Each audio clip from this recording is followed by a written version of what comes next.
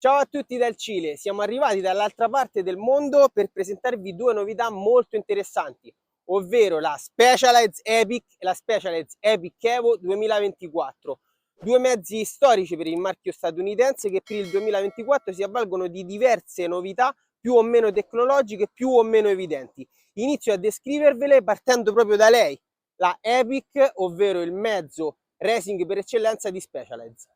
Eccola qui, Specialized Epic 2024. Anche se a primo impatto sembrerebbe molto simile alla precedente Epic, in realtà questa bici include delle novità molto interessanti. La più evidente, senza girarci troppo intorno, è la presenza del sistema RockShox Flight Attendant che va a sostituire il Brain, quindi resta il controllo automatico delle sospensioni, ma non è più meccanico, idraulico, è completamente elettronico. Il Flight Attendant non è una novità assoluta, infatti è stato presentato circa un paio di anni fa sulle bici da trail, su alcune bici da trail e enduro, ma fa il suo ingresso ufficiale, almeno al momento in cui sto registrando questo video, proprio su questa Specialized Epic. Senza dilungarci troppo, come funziona il sistema RockShox Flight Attendant? In pratica abbiamo diversi sensori posizionati sulla bici, uno qui sulla parte anteriore sulla testa della forcella che funziona anche da modulo di controllo dell'intero sistema. Poi abbiamo un altro sensore posizionato qui nell'ammortizzatore, sensore anche motorino che va ad azionare l'ammortizzatore, un altro sensore che corrisponde con il misuratore di potenza e un sensore ulteriore che va a posizionarsi nel cambio. In base alla posizione della bici, quindi sia in salita o in discesa, in base agli accelerometri interni invece vanno a misurare la velocità con la quale la bici si muove, se è in aria oppure se è a contatto con il terreno, quindi questa bici è in grado di leggere il terreno ed azionare le sospensioni di conseguenza, aprire o chiudere le sospensioni di conseguenza. Un sistema molto molto veloce che su questa nuova Specialized Epic è ancora più evoluto, infatti troviamo delle impostazioni ancora più specifiche per il cross country che vi invito ad andare a vedere sul video specifico che ho realizzato proprio sul funzionamento e sul setup di questo nuovo sistema. Il motore di controllo quindi è posizionato qui sulla testa della forcella e tramite questi pulsanti si può agire sulle impostazioni oppure collegare il tutto tramite app. Comunque, come vi dicevo, ho realizzato un video specifico, se siete interessati di più a questo sistema andatevelo a vedere. Il sistema RockShox Flight Attendant sarà presente soltanto su questa versione, ovvero la versione S-Works, la più pregiata, la più costosa della gamma Epic. In gamma ci saranno anche altri tre modelli che sono rispettivamente la Pro, la Expert e la Com. Una precisazione, gli altri modelli della Epic come la Pro che vedete in queste immagini non avranno né il sistema Flight Attendant né il Brain, ma saranno montate con delle sospensioni da 120 mm tradizionali, munite di comando remoto e regolazione della compressione su 3 posizioni. Continuiamo con il video. Oltre ovviamente alla presenza del Flight Attendant ci sono altre novità sui telai 2024. La prima, che è sempre riferita al modello S-Works, è il passaggio dei cavi qui nella zona della serie sterzo. Sugli altri telai il passaggio dei cavi sarà anteriore qui con dei fori posizionati sul tubo di sterzo. Cosa cambia oltre a questo dettaglio tra le versioni S-Works e le versioni meno costose è il tipo di carbonio. In questo caso, come sempre, Specialized ha riservato la fibra FACT 12M sul telaio più pregiato, e mentre sugli altri modelli sarà la FACT 11M, sempre dei materiali che ormai conosciamo molto bene. Nonostante le diverse modifiche che fra poco vi andrò a mostrare che la rendono più capace, più versatile, questo telaio è più leggero del precedente, parliamo di circa 76 grammi più leggero.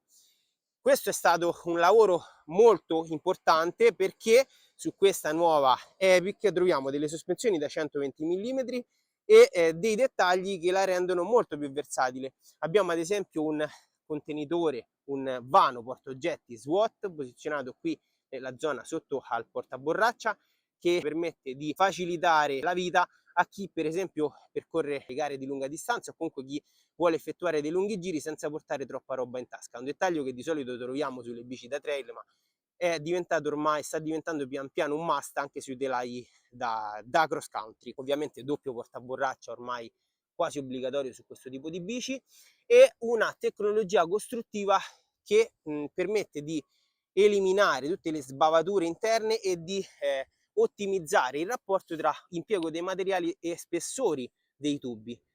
Questa zona, soprattutto le zone di ancoraggio dell'ammortizzatore, sono state perfezionate con una nuova tecnologia di costruzione proprio per ottimizzare gli spessori del materiale.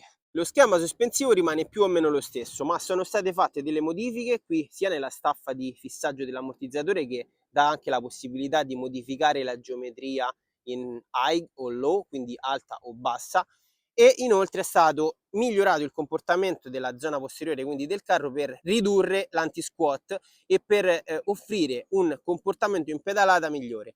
In sostanza questa nuova Specialized Epic riesce ad essere più reattiva in pedalata, ma allo stesso tempo, grazie al lavoro fatto sull'intero telaio, si ha anche un migliore assorbimento delle vibrazioni. Anche la curva di compressione dell'ammortizzatore è stata migliorata proprio per renderla più sostenuta all'inizio, più lineare nella parte centrale e più progressiva verso il finale, quindi quello che vanno a ricercare proprio gli atleti più esigenti, e comunque che rende la bici da cross country proprio specifica per il modello prestativo. Novità interessanti anche sulle geometrie, infatti abbiamo un angolo di sterzo di 66,4 gradi, un angolo del piantone di 76,5 gradi, un reach in taglia M, quella che vedete qui, di 455 mm.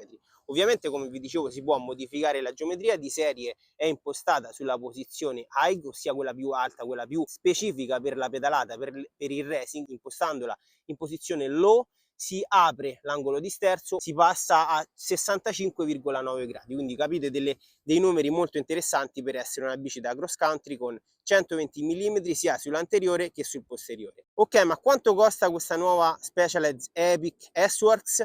Beh, attualmente, mentre sto registrando questo video, non so i prezzi specifici.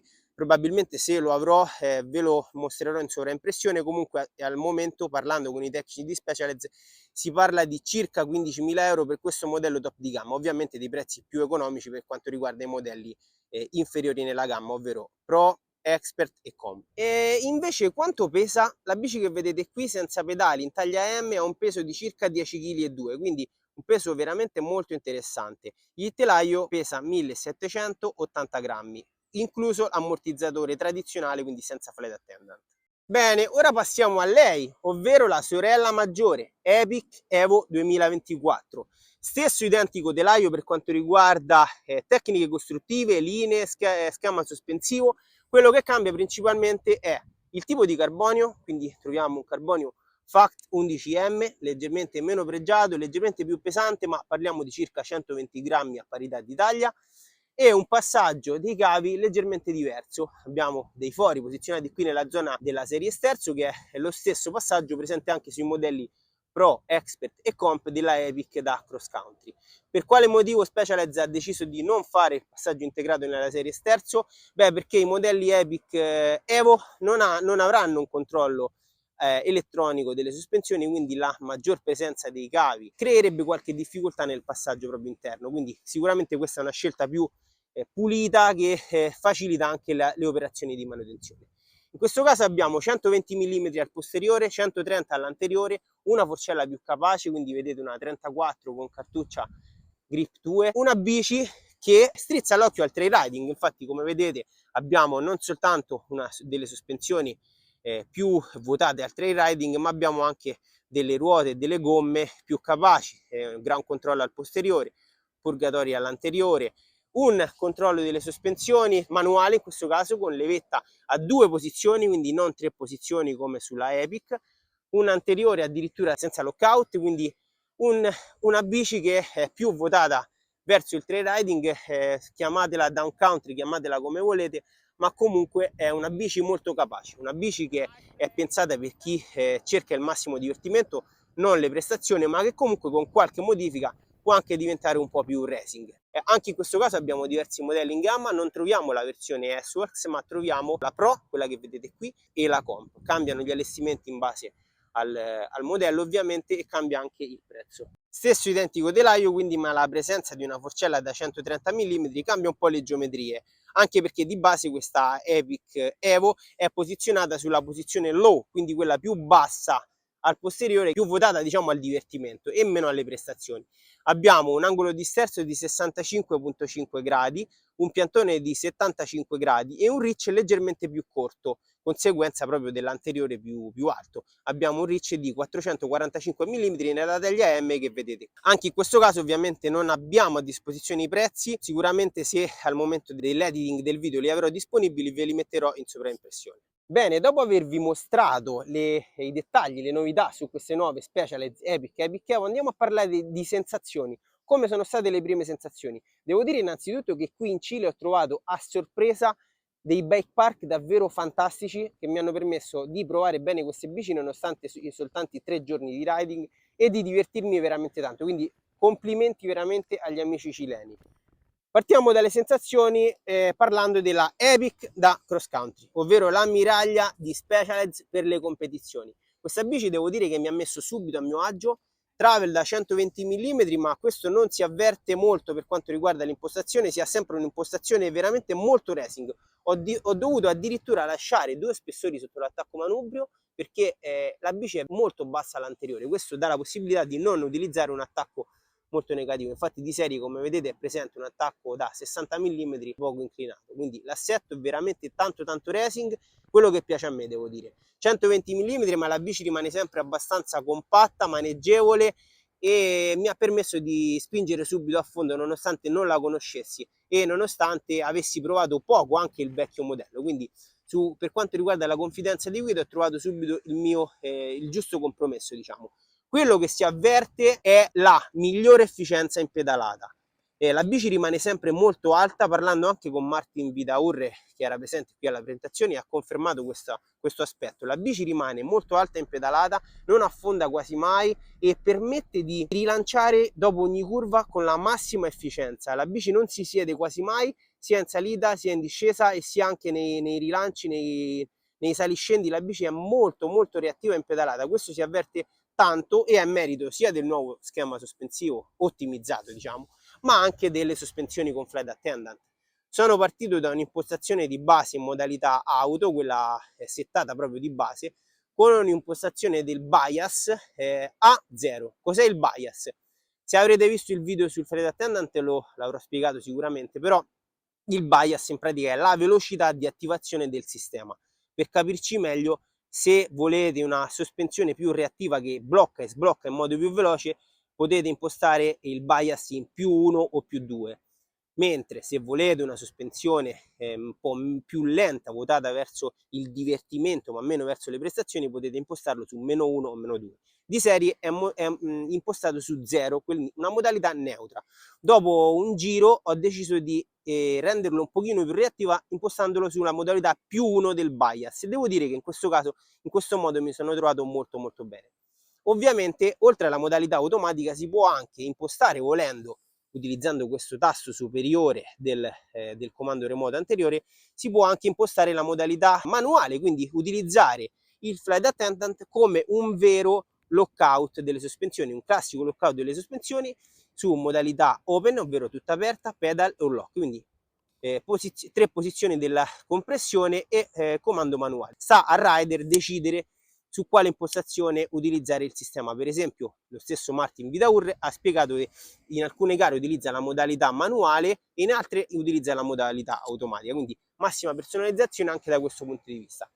Quindi i primi giri impostati sulla modalità base con piccoli accorgimenti magari sul bias. Dopo qualche giro i ragazzi di RockShox insieme ai ragazzi di Specialized ci hanno modificato le impostazioni agendo sulla nuova modalità Adaptive Ride Dynamics. Cos'è questa modalità?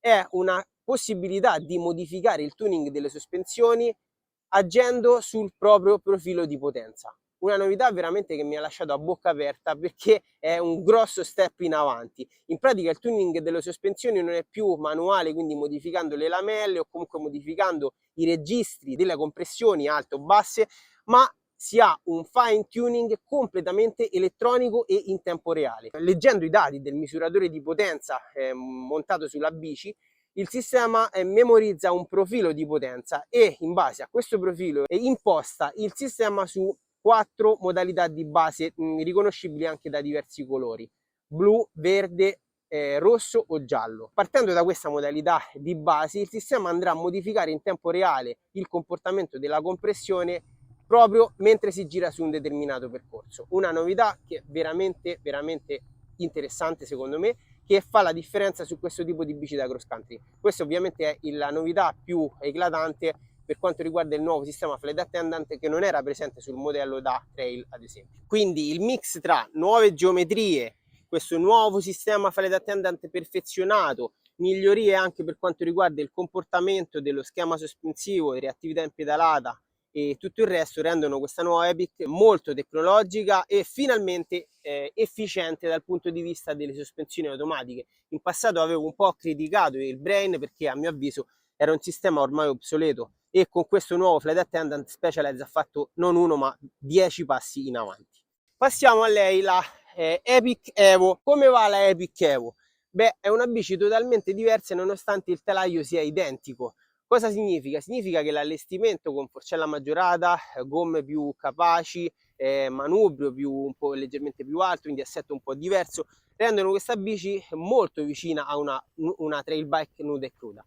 Ciò non toglie però che le modifiche fatte sul carro posteriore, quindi sull'efficienza di pedalata, si avvertano. Cosa significa? Che anche con ammortizzatore tutto aperto, ricordo che abbiamo soltanto 2 posizioni, o tutta aperta o tutta chiusa, si avverte una migliore efficienza in pedalata, e questo dà una mano sicuramente sulle salite più ripidi rispetto alla Epic Evo precedente che avevo testato un po' di tempo fa. Da questo punto di vista si sente proprio la differenza. All'anteriore ho deciso di mantenere 2 spessorini anche in questo caso, sì, la bici rimane più alta ma sulle discese più ripide dà una certa mano, così come dà una mano sul ripido, sui salti, sui sentieri più scassati, la forcella 34 con cartuccia Grip 2, che è sempre una conferma da questo punto di vista. Qui abbiamo una protezione nella parte bassa che sulla Epic Evo è montata di serie e è presente anche sulla Epic tradizionale, ma volendo si può togliere per risparmiare qualche grammo. Quindi diciamo che la Epic Evo è un mezzo più divertente e un pochino più capace, però a dire la verità non ho avvertito una grossissima differenza per quanto riguarda le prestazioni in discesa e nei tratti più esigenti, dove serve una bici più capace, perché secondo me la nuova Epic ha fatto veramente un bel passo in avanti e si avvicina molto per quanto riguarda le prestazioni alla Epic Evo. Quindi le differenze sono ancora più sottili tra queste due bici, sta al rider capire quale fa il caso proprio e quale delle due scegliere. Bene, per ora io quindi credo di avervi detto tutto. Per altri dettagli, però, informazioni, dati specifici, pesi, prezzi, vi rimando all'articolo che vi linko qui sotto in descrizione. Mi raccomando, andatevelo a vedere se siete interessati, perché in alcune situazioni al momento del lancio non abbiamo tutte le informazioni, ma sicuramente nell'articolo le troverete. Se siete interessati vi ricordo di andarvi a vedere l'approfondimento sul Flight Attendant. Ciao a tutti e ci vediamo alla prossima.